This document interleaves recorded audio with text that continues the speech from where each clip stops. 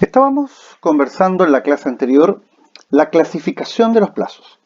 Plazos legales, convencionales, judiciales. El plazo legal es aquel que lo establece la ley. Ustedes van a conocer muchísimos plazos legales para contestar la demanda, para interponer un recurso de apelación, para interponer un recurso de casación, para interponer un recurso de nulidad, para replicar, para duplicar, para acompañar a la lista de testigos, el plazo de observaciones a la prueba, el plazo de objeción documental, el plazo de citación, por ejemplo, para objetar unas bases de remate. O sea, esos son los plazos legales. La regla general es que los plazos sean convencionales. Por excepción, los plazos son legales. Pero todavía más excepcional son los plazos judiciales, que son aquellos que el juez puede determinar en una resolución judicial. Por ejemplo, el plazo que la Corte de Apelaciones fija para informar un recurso de protección. El plazo, por ejemplo, que determina un tribunal, por ejemplo, para que una persona haga abandono de una propiedad. O sea, esos son plazos que normalmente el juez fija. Por lo tanto, la regla es el plazo convencional, el plazo legal y finalmente el plazo judicial. Ahora bien, ¿y por qué respecto a los jueces el plazo es tan excepcional? Porque al juez solo se le permite interpretar los plazos concebidos en términos vagos u oscuros, sobre cuya inteligencia y aplicación discuerdan las partes. Eso nos dice el inciso 2 del artículo 1494. Por lo tanto, el juez tiene un rol más bien interpretativo de los plazos que un rol de fijación de plazos. Por eso entonces que los plazos por regla general son convencionales, en subsidio legales y en subsidio y con carácter más excepcional los plazos judiciales. Cuarta clasificación de plazos: plazo suspensivo, plazo extintivo. Plazo suspensivo es el hecho futuro y cierto del cual depende la exigibilidad de un derecho. Plazo extintivo, hecho futuro y cierto del cual depende la extinción de un derecho. Vamos a estudiar ahora los efectos del plazo. Y para poder estudiar los efectos del plazo, vamos a tener que distinguir los estados en los cuales el plazo podemos encontrarlo. Resulta que el plazo puede ser, en materia de plazo, el plazo solo puede estar pendiente o puede estar cumplido. Jamás el plazo va a estar fallido. Por lo tanto, veamos los efectos del plazo. Plazo suspensivo pendiente. Estando pendiente el plazo suspensivo, el derecho del acreedor a plazo existe. Sin embargo, él no puede instar por su ejercicio. Solo podría solicitar medidas conservativas. Por ejemplo, compramos un automóvil en 3 cuotas: 30, 60 y 90 días. ¿El acreedor a plazo tiene el derecho a cobrar el precio? Sí. Sin embargo, no puede iniciar el cobro mientras no lleguen los 30, los 60 y los 90 días. Ese es un plazo suspensivo. El derecho lo tengo, pero no puedo ejercitarlo mientras el plazo no se verifique. Y al igual como ocurre con el acreedor condicional bajo condición suspensiva, esta persona puede provocar o impetrar las llamadas medidas conservativas. Ahora, vencido el plazo suspensivo, puedo hacer exigible la obligación. Llegar a los 30 días, puedo cobrar el tercio del crédito. Llegar a los otros 60, el segundo tercio. Llegar a los 90, el tercio restante. Ahora, cuando el plazo se cumple, solo produce efectos hacia el futuro. A diferencia de lo que ocurre con la condición que opera con efectos retroactivos, el plazo no tiene fuerza retroactiva. Y finalmente, plazo extintivo. Ejemplo de un plazo extintivo: te arriendo mi casa hasta el 30 de diciembre de 2020. Mientras el plazo extintivo está pendiente, bueno, se producen todos los efectos propios de la obligación. Pero una vez que el plazo extintivo se cumple, el derecho del arrendatario a permanecer en el inmueble se extingue de manera irrevocable y nuevamente, insisto, hacia el futuro. El plazo se puede extinguir por tres causales. Por cumplimiento o vencimiento, que es lo más normal, y aquí está la frase que la gente normalmente dice: el plazo siempre llega. En segundo lugar, por la renuncia al plazo. Y tres, por la caducidad del plazo. Lo más normal entonces es que el plazo se extinga por su cumplimiento. O dicho en otras palabras, por la llegada del plazo. Por la llegada del plazo. En segundo lugar, el plazo se puede extinguir por la renuncia. A ver, ustedes ya lo saben desde sus estudios de teoría de la ley, que los derechos conferidos por las leyes pueden ser renunciados, con tal que miren al interés particular del renunciante y no esté prohibida su renuncia. Eso es lo que nos dice el artículo 12 del Código Civil. Ahora, un deudor a plazo puede renunciar al plazo, es decir, anticipar el pago, anticipar el cumplimiento de la obligación. Ahora, la renuncia al plazo no es otra cosa que el prepago. El prepago es la anticipación del pago. El pago es la anticipación del pago. Ahora, la ley posibilita que el deudor a plazo pague en forma anticipada, salvo tres situaciones. Uno, cuando en un contrato se hubiese establecido que el deudor no puede renunciar al plazo. Dos, cuando la renuncia al plazo le cause un perjuicio al acreedor. Y finalmente, en el llamado mutuo con intereses, en que el plazo beneficia a ambas partes. En esas tres hipótesis, la ley no permite que el deudor a plazo lo renuncie y prepague. Y la tercera opción de extinción del plazo es la caducidad. Sobre el tema de la caducidad, les voy a pedir máxima atención cuando escuchen esta clase, porque este debe ser una de las grandes instituciones de ineficacia de los negocios jurídicos que se aplica en la vida práctica, en la vida cotidiana, en el ejercicio del derecho. A ver, nosotros veíamos que las ineficacias de los negocios jurídicos pueden ser originarias o derivadas. Son originarias aquellas ineficacias en las cuales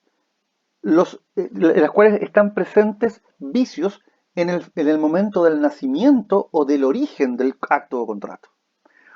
En cambio, las ineficacias sobrevenidas son aquellas que surgen una vez que el negocio jurídico nació sano, pero que durante su vida sufren una contingencia que hace que estos actos jurídicos pierdan su eficacia o su vigor. Y una de estas últimas es la caducidad del plazo. Voy a dar una definición, luego voy a formular algunos ejemplos para que nos podamos adentrar en esta materia. La caducidad del plazo es una sanción de ineficacia de los actos jurídicos a plazo y consiste en la extinción anticipada del mismo en los casos previstos por la Convención o señalados por la ley. Por lo tanto, la caducidad entonces puede ser legal o puede ser convencional. A ver, les pongo un ejemplo. Imagínense ustedes que un cliente les dice: mire, yo vendí mi cosecha de trigo y la persona que me la compró me la va a pagar en una cuota en diciembre del año 2020. O sea, imagínense, es un molino. El molino, convinimos en que vamos a transformar la deuda en UF y me van a pagar a mí el trigo que le estoy vendiendo en UF y le vamos a agregar incluso además un interés. O sea, por un lado, reajustabilidad y adicionalmente intereses. Por lo tanto, todos los años hemos hecho exactamente lo mismo y todos los años me han cumplido y en el mes de diciembre yo tengo mi transferencia, tengo mi cheque, tengo mi depósito. Perfecto. Pero ocurre que estamos viviendo una época, por un lado, de crisis social y una época de pandemia. Y todos sabemos que las condiciones económicas, las condiciones del mercado han variado sustancialmente. ¿Qué pasa si este molino hoy día no tiene capacidad para pagar esa deuda? Es claro que en principio yo tengo que esperar hasta el 30 de diciembre de 2020 y si no me pagan, bueno, tendré que iniciar una acción legal el día 31 o del 2 de enero del 2021 en adelante. No puedo hacer nada, salvo lo que vamos a conversar. Porque la ley dice, mire, si usted es acreedor a plazo y ocurren ciertas hipótesis previstas en la norma, en la ley, o acordadas ustedes con el deudor, y si esas hipótesis se configuran, usted no tiene que esperar el vencimiento del plazo. Puede acelerar el cobro de su obligación por cuanto se va a haber producido el efecto de la llamada extinción del plazo. Y una obligación que es a plazo la vamos a entender como una obligación pura y simple. O dicho de manera mucho más básica, le vamos a quitar a esta obligación a plazo el blindaje y va a quedar como una obligación pura y simple. Y yo, sin necesidad de tener que esperar hasta el 30 de diciembre para cobrar mi precio de la cosecha de trigo, la puedo cobrar ahora en mayo de 2020. Ahora, las hipótesis de caducidad legal están en el artículo 1496 del Código Civil. Voy a leer la norma porque la vamos a tener que analizar por separado cada una de sus dos hipótesis. Dice, el pago de la obligación no puede exigirse antes de expirar el plazo, si no es decir, salvo. 1. El deudor que tenga dicha calidad en un procedimiento concursal de liquidación o se encuentre en notoria insolvencia y no tenga la calidad de deudor en un procedimiento concursal de reorganización. Aquí la ley se pone en dos hipótesis. Si mi deudor está hoy en día en un procedimiento judicial o procedimiento concursal de liquidación de bienes, o sea, significa que le han incautado sus bienes y que están próximos a ser rematados, ese deudor, por el solo hecho de que esté inmerso en ese tipo de procedimiento límite para perder sus bienes, me posibilita a mí, acreedor, acelerar la obligación e ir a la cobranza ahora y ponerme a la fila o ver si tengo algún grado de preferencia, pagarme antes con los bienes de este deudor, sin tener que esperar hasta el 30 de diciembre, por el solo hecho de que mi deudor esté inmerso en un procedimiento concursal de liquidación, lo que antes se conocía como la quiebra. 2. El deudor que no tiene la calidad de, de sujeto pasivo en un procedimiento de liquidación, de liquidación concursal, pero que está en un estado de, dice la ley, notoria insolvencia. Y notoria insolvencia. ¿Qué es lo que es la notoria insolvencia?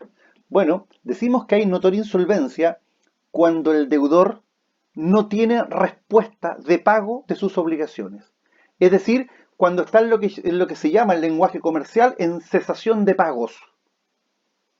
Esto es Argentina.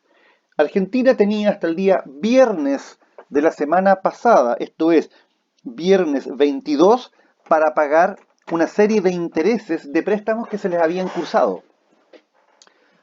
Argentina obviamente no puede ser llevado a un proceso de liquidación o de quiebra, pero imagínense ustedes que nuestro deudor sea una persona que no está inmersa en un procedimiento concursal, pero que ya está en un momento en el cual no puede hacer frente a sus obligaciones, no puede pagarlas, está en cesación de pagos. ¿Qué me dice la ley? Mire, acelere la deuda, le está permitido cobrar anticipadamente, antes del 30 de diciembre. Por eso que decimos caducidad legal. Y la tercera hipótesis es la del numeral 2, que es al deudor cuyas cauciones por hecho o culpa suya se han extinguido o han disminuido considerablemente de valor. Pero en este caso el deudor podrá reclamar el beneficio del plazo renovando o mejorando las cauciones. ¿Qué quiere decir con esto? Imagínense ustedes, un crédito está garantizado con una prenda o está garantizado con una hipoteca. Y la prenda o la hipoteca, o más bien dicho, el bien dado en prenda o el bien dado en hipoteca, comienza por culpa del deudor a desmejorarse. Por ejemplo, no le hago mantención a la casa, abandono la casa y a las 2 semanas la casa no tiene techo, la casa no tiene puertas, la casa no tiene ventanas, la casa no tiene sanitarios, no tiene instalación eléctrica. ¿Qué es lo que dice la ley? Señor acreedor, no espere que la casa desaparezca para cobrar su crédito. El solo hecho de que se hayan desmejorado las cauciones o garantías, prendas o hipotecas, a usted le permiten anticipar el cobro de su crédito, sin tener que esperar el plazo. Ahora, ¿cómo podría evitar el deudor que se le acelere la obligación? Bueno, como dice ahí, renovando o mejorando las cauciones. Por lo tanto, los requisitos aquí son los siguientes: que haya un crédito caucionado, garantizado, que las cauciones se hayan extinguido o disminuido considerablemente de valor y que ello se deba a un hecho o culpa del deudor. Ahora, si esto ocurre por caso fortuito, evidentemente no hay caducidad del plazo, porque si mañana un terremoto echa abajo la casa, no podrá el acreedor cobrar anticipadamente obligación alguna, porque el caso fortuito libera de responsabilidad al deudor. Por eso entonces que ustedes deben saber desde ya que en todas las escrituras de crédito hipotecario o en general en los contratos de crédito, se le habilita al acreedor a, por ejemplo, si se trata de una propiedad, a disponer su retasación cuando el banco así lo disponga, porque eso les va a permitir al banco estar informado cuál es el valor comercial de la propiedad y saber si el valor aumenta o disminuye. Y en el caso de las prendas, exactamente lo mismo. Visitar el lugar donde se guarda la especie prendada y realizarle retasaciones para saber si mañana el bus prendado, la máquina prendada, el auto prendado conservan o aumentan su valor o lo están disminuyendo ostensiblemente o lisa y llanamente desaparecieron. Y la segunda situación, y con esto vamos a ir concluyendo, es la caducidad convencional. ¿Qué es lo que es la caducidad convencional? Es un acuerdo, es una estipulación, es un convenio entre acreedor y deudor, en virtud de la cual ellos determinan que frente al acaecimiento de determinadas hipótesis de hecho, la obligación a plazo se transforma en pura y simple. Esto es lo que se conoce como la cláusula de aceleración. Que la cláusula de aceleración en el fondo es una convención entre acreedor y deudor, en virtud de la cual ellos determinan que si mañana se producen algunos hechos, normalmente incumplimientos del deudor, ello va a traer consigo la exigibilidad anticipada de la obligación, como si fuera de plazo vencido, sin tener que esperar el vencimiento del plazo. Esto es típico en las operaciones de crédito y dinero, normalmente divididas en cuotas. Y la cláusula que al efecto se postula es la siguiente. Imaginémonos que a una persona se le prestan 10 millones de pesos y los va a pagar en 48 cuotas, de 240.000 pesos cada cuota. ¿Y qué es lo que se pone? En caso de mora o simple retardo en el pago de una cualquiera de las cuotas, la obligación se transformará de obligación a plazo en una obligación pura y simple para todos los efectos legales. Consecuencialmente, el acreedor podrá exigir el total como si fuera de plazo vencido. Es decir, esta es la llamada cláusula de aceleración. Y la última de las modalidades es el modo. Yo lo único que necesito del modo es que ustedes se sepan su definición. ¿Y por qué no les voy a pasar el modo? Simplemente porque el modo es una carga que se le impone a una persona que recibe una liberalidad o un acto gratuito. A ver, ¿cuándo hay un modo?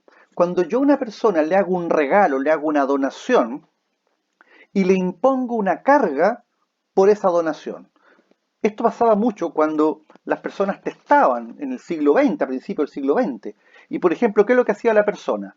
A ver, decía, mire, te voy a donar este campo, te voy a entregar este campo, ¿cierto? Y tú tendrás que, por ejemplo, levantar en ese campo una capillita. Tendrás que hacer unas 6 misas en el año en mi memoria. Eso es un modo, las cargas que se le imponen al beneficiario de una liberalidad. ¿Y por qué esto no se ve? Primero, porque la gente no testa. Y segundo, porque la poca gente que testa no hace regalos. Normalmente hace asignación de bienes, la gente no hace regalos. Por lo tanto, con esto nosotros damos por terminado las modalidades de los actos jurídicos y en las próximas clases vamos a abordar los efectos de los actos jurídicos y finalmente nos vamos a quedar con la clasificación de los bienes. Muchas gracias.